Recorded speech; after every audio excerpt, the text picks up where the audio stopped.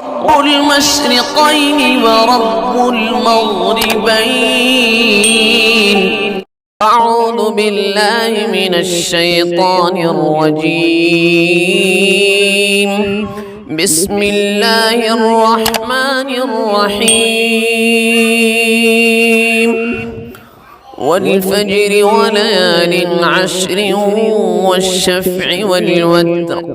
والليل إذا يسر هل في ذلك قسم لذي حجر ألم تر كيف فعل ربك بعاد إرم ذات العماد التي لم يخلق مثلها في البلاد وثمود الذين جابوا الصخر بالواد وفرعون ذي الأوتاد الذين طغوا في البلاد فأكثروا فيها الفساد فصب عليهم ربك سوط عذاب إن ربك لبالمرصاد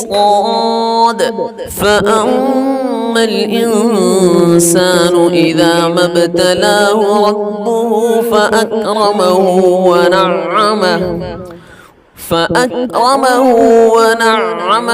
فيقول ربي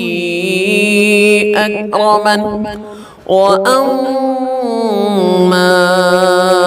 إذا ما ابتلاه فقدر عليه رزقه فيقول ربي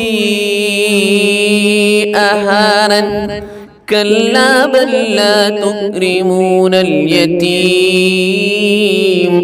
ولا تحاضون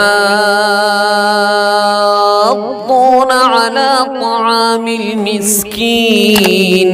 وتأكلون التراث أكلا لما وتحبون المال حبا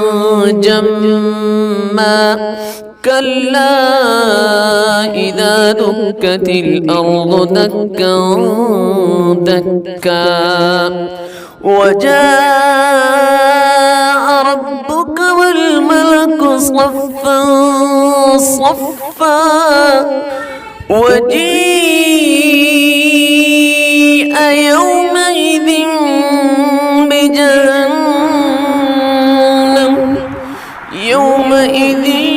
يتذكر الإنسان وأنى له الذكرى يقول يا ليتني قدمت لحياتي فيومئذ لا يعذب عذابه أحد ولا يوثق وثاقه أحد يا أيتها النفس المطمئنة ارجعي إلى ربك راضية مرضية فادخلي في عبادي وادخلي جنتي.